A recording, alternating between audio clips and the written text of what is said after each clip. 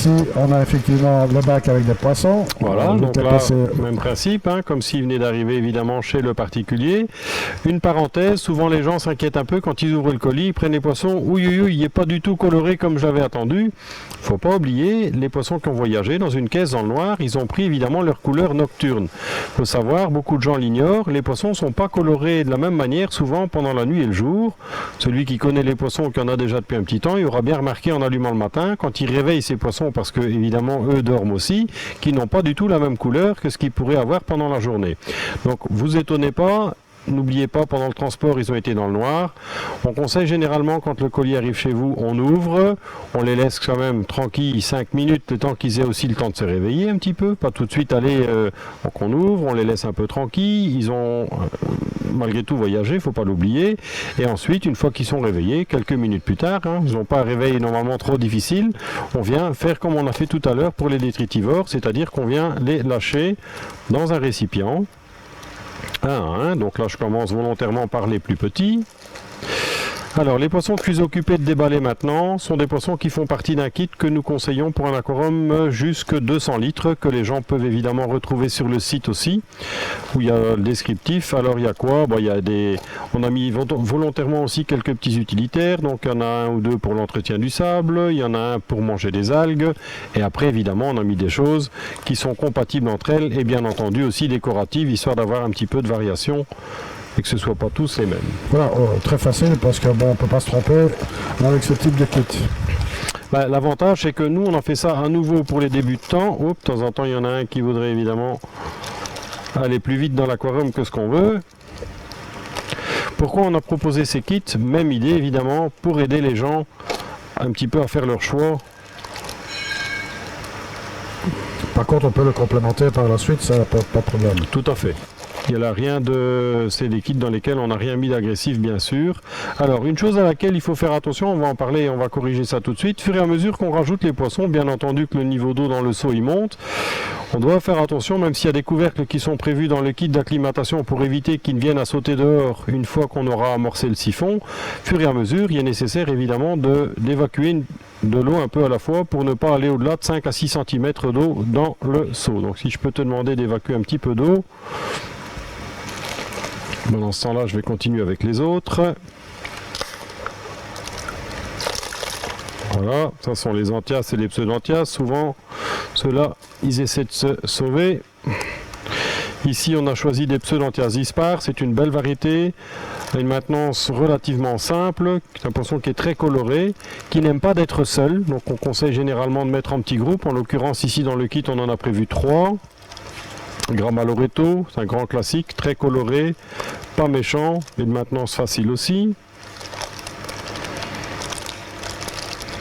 Il ressemble au poisson qu'on appelle communément en français le vanille-fraise.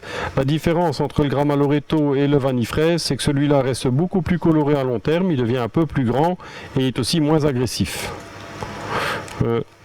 Patrick, si je peux te demander, on va refaire pareil. Voilà. Un Salarias fasciatus, ça c'est un poisson qui n'est pas coloré mais qui est un très très bon nettoyeur pour les pierres, c'est-à-dire que c'est un poisson qui passe sa journée en fait à manger les algues qu'il va trouver sur les pierres et un peu partout sur le décor.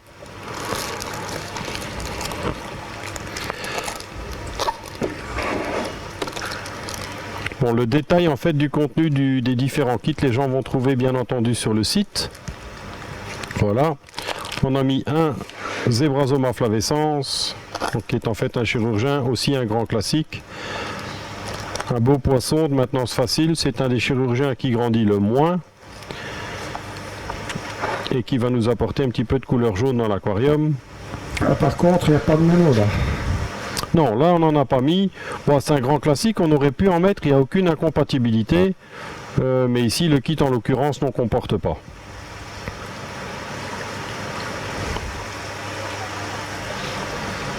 Voilà, donc maintenant ce qu'on va faire, je vais déjà amorcer le siphon. Un autre peut-être. Oui, s'il te plaît. Alors, même principe pour l'amorçage du siphon.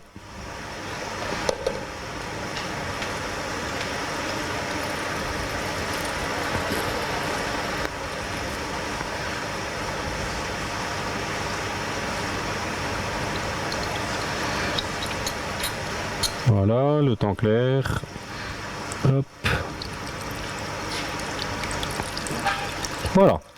Faut pas un débit plus important que ça. Je le remontre pour qu'on le voit bien à l'écran. Le but évidemment, à nouveau, c'est que le changement de température et de qualité d'eau se fasse le plus progressivement possible. Alors, ce qu'on fait généralement,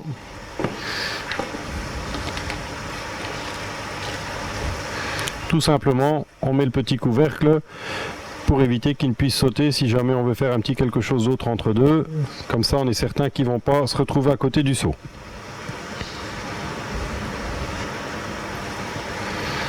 Alors on laisse ça pendant... Bon, je dirais en général, on conseille 10 minutes, un quart d'heure. En général, il ne faut pas plus. Et une fois que ça c'est fait, on les prend à l'épuisette et on les lâche. L'eau de transport, généralement, on conseille de ne pas la mettre. Alors, il faut nuancer un peu ça. Évidemment que les gens qui achètent des poissons qui ont été emballés pendant 10 minutes, ça a peu d'incidence. Mais comme je disais tout à l'heure, le fait d'avoir des poissons qui sont emballés pendant un bon moment, ça change la qualité d'eau de l'emballage dans laquelle ils se trouvent. Et donc ça, cette eau-là, il vaut mieux ne pas la mettre. Donc en règle générale, on a tendance à dire, l'eau du transport, ne la mettez pas. On amorce un siphon. Une fois qu'ils sont prêts, on les prend à l'épuisette, on les met dans l'aquarium. Mais l'eau de transport, on ne la met pas. Je pense que ça, c'est une bonne habitude à prendre. Eh bien, on va attendre un petit quart d'heure. Voilà.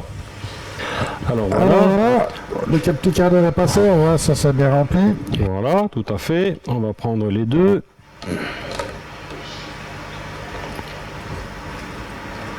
Voilà. On va procéder comme tout à l'heure. Comme tout à On l'heure. va la pêcher avec la petite épuisette. Voilà. Faire attention parce que c'est aussi souvent à ce moment-là qu'ils essaient de sauter hors du récipient. Et hop. Il ne faut pas essayer non plus de les prendre tous à la fois. Vaut mieux Non, non, ça peut être fait doucement. Il n'y a pas besoin d'aller les stresser à inutilement. grande vitesse. Voilà, le fameux salarias.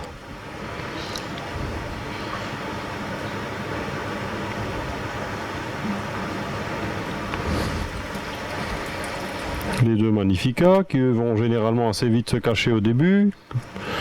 Le temps qu'ils apprennent qu'il n'y a pas de danger dans l'aquarium. Ouais, il faut que ça s'installe, il faut qu'ils trouvent la Voilà, marque. les deux Parasema qui ont évidemment pas encore repris leur couleur, mais ça va se faire assez vite.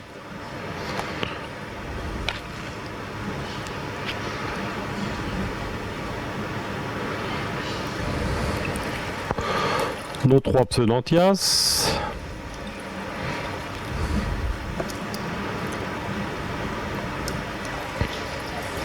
Le Gramma Loreto. On remarquera que les autres ont bien pris des couleurs malgré tout. Oui, ça va assez vite, ça. Et notre Zebrazoma.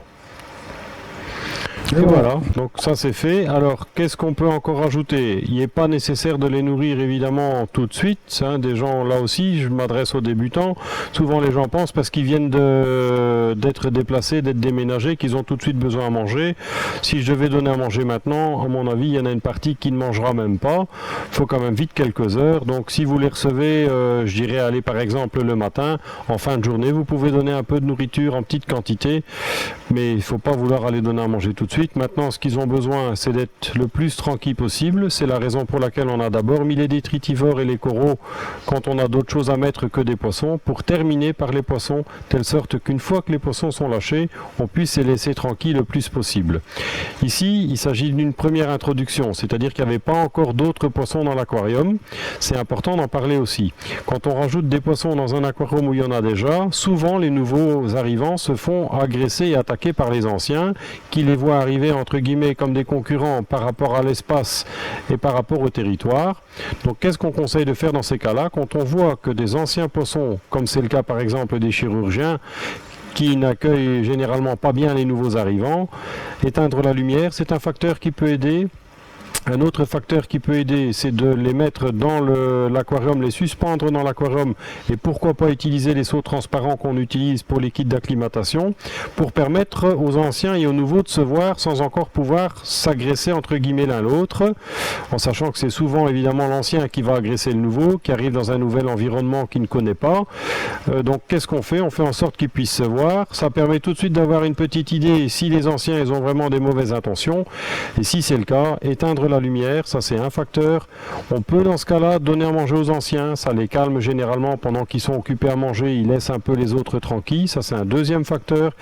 Et dans d'autres cas où c'est plus sévère et où quelquefois on a vraiment des anciens poissons qui seraient vraiment agressifs et méchants avec les nouveaux, quand c'est possible de modifier un peu de décor, histoire de déstabiliser un tout petit peu les anciens, ça c'est un facteur.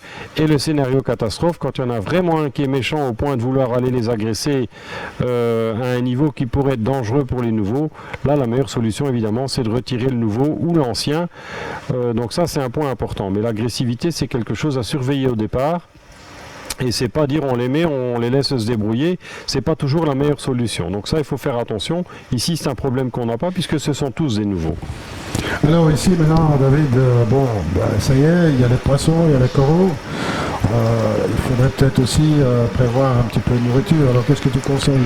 Alors, deux choses. Bon, d'abord, on va parler des coraux. Bon, beaucoup de coraux, souvent les gens disent un corail ne doit pas être nourri. C'est vrai qu'il y a des coraux qui peuvent très bien se développer dans de bonnes conditions sans nourriture. Pourquoi? Parce qu'ils transforment via la lumière des zooxanthelles qui les nourrissent. Donc ça, c'est une première chose.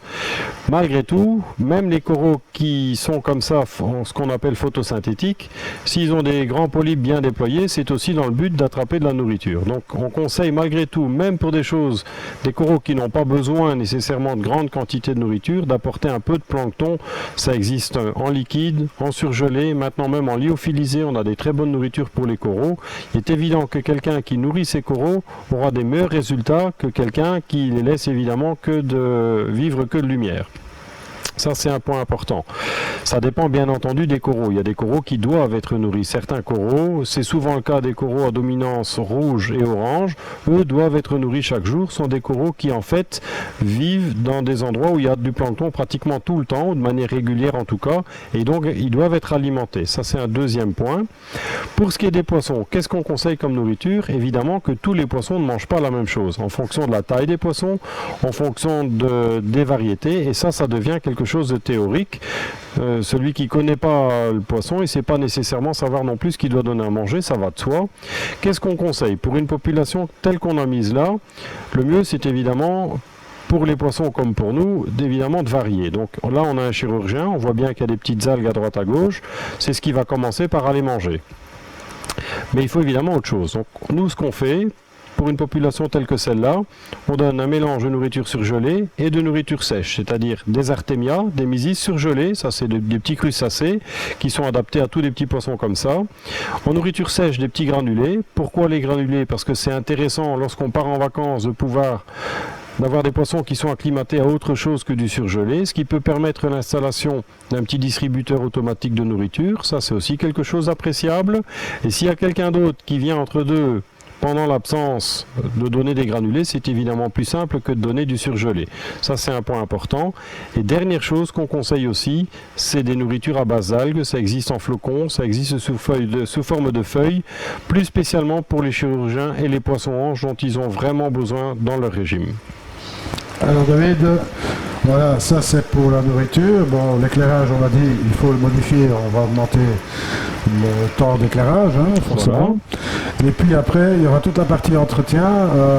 Et là, je propose qu'on fasse une émission, puisque maintenant on va laisser reposer ce bac, le laisser faire sa vie pendant quelques temps. La première intervention, on les prévoit quand? Je dirais maintenant, qu'est-ce qu'il y a comme intervention à prévoir? Bien entendu, l'entretien des vitres, ça c'est régulier et ça peut être fait de manière régulière en fonction du développement des algues qu'on pourrait avoir sur les vitres. Donc ça c'est un point. Après, qu'est-ce qu'il y aura d'autre comme choses à prévoir? Les changements d'eau et les tests d'eau. Alors je dirais que les tests d'eau sont plus importants que les changements d'eau. Pourquoi? Il n'y a qu'en faisant les tests qu'on pourra voir s'il y a quelque chose qui pose problème et qui doit être corrigé. Qu'est-ce qui est important de mesurer? Dès maintenant, les nitrates, les phosphates, c'est les deux facteurs, je dirais, les plus importants maintenant, que ce soit surtout pour les coraux, mais aussi pour les poissons. Donc nitrate, phosphate, et après, bien entendu, pour les coraux, tout ce qui est sels minéraux. J'entends par là la dureté carbonatée, c'est-à-dire le KH, le calcium et le magnésium. Ça, c'est plus spécifique pour les coraux. On se rend compte que on verra ça comment, après les mesures, voilà. comment est-ce qu'il faut faire pour ajuster, Voilà. parce que bon, c'est bien de mesurer, déjà il faut mesurer correctement, et puis après il faut évidemment intervenir pour corriger ces paramètres, Oui. et voir comment est-ce qu'il faut faire pour les corriger. Tout à fait. Mais ça, je pense qu'on va faire, comme tu l'as dit, dans une autre émission. Je pense que là maintenant, pour la maintenance, l'entretien des vitres, le complément d'évaporation sur ce système, il est automatique, donc là on n'en parle pas, on ne doit pas y toucher, si ce n'est qu'on doit faire attention qu'il reste de l'eau dans la réserve. Pour le reste, à part les tests d'eau, et évidemment d'alimenter les animaux correctement, il n'y a rien d'autre de particulier à prévoir. Ben voilà, donc encore un bac qui est mis en eau. Bon, on a vu la mise en eau, maintenant on a été planté avec les coraux et on a introduit les poissons. Oui. Donc je pense que pour cette émission on a fait le tour de la question. Oui, je pense aussi. On a fait un petit peu le tour en essayant d'aborder le point de vue du débutant. Alors voilà, moi ce que nous allons dire, eh bien, j'espère que ces petites émissions vous auront plu et que bon, ça vous aura permis d'apprendre pas mal de choses. Bon, on a dit David, nous on va continuer à suivre le développement de cet aquarium et de l'autre qui est à côté, hein, son grand frère on va dire. Hein. Donc, ça nous permettra un petit peu de voir comment est-ce que justement tous ces éléments vont profiter, vont proliférer. On aura l'occasion de peut-être s'attarder aussi sur le réglage plus précis, je veux dire, de tout ce qui concerne l'éclairage. Hein. Après, on a aussi l'occasion de parler du réglage des réacteurs à calcaire, parce que c'est une demande qui a été souvent demandée. Enfin, il y a encore plein de choses qu'on pourra dire sur ces deux aquariums-là et qu'on va pouvoir suivre. Donc, n'hésitez pas à vous abonner sur la chaîne et comme ça vous permettra de suivre au fur et à mesure ces évolutions. Bien entendu, vous pouvez voir ces deux aquariums sont dans le magasin, donc si vous faites un tour ici, il n'y a pas de souci, bien vous pourrez le voir. Alors ce qui est très important, je pense que voilà, c'était d'aider au départ les débutants. Et on peut aussi commencer à envisager de voir graduellement pour les gens un peu plus affirmés. Voilà. Donc de telle manière qu'il y ait pour tout le monde. Hein, voilà, ça c'est important aussi. Et puis on aura l'occasion aussi de montrer des nouveautés, etc. Donc voilà, au fur et à mesure que ça sort, c'est pas probablement à mettre sur ces deux bacs-là, mais on aura bien l'occasion d'en parler dans les aquavideo mag. Ici c'est juste de vidéos un peu particulières. Alors très important également, ça c'est pour la pérennité de la chaîne. Vous avez aimé ces émissions, poussez un like, un petit doigt. Si vous n'avez pas aimé, vous mettez un doigt à l'envers. On préfère ce en l'air, mais enfin bon, c'est pas important. Dites quelque chose, faites-nous vos remarques. C'est important aussi, je vous pense, David. D'orienter aussi pour les émissions pour le futur.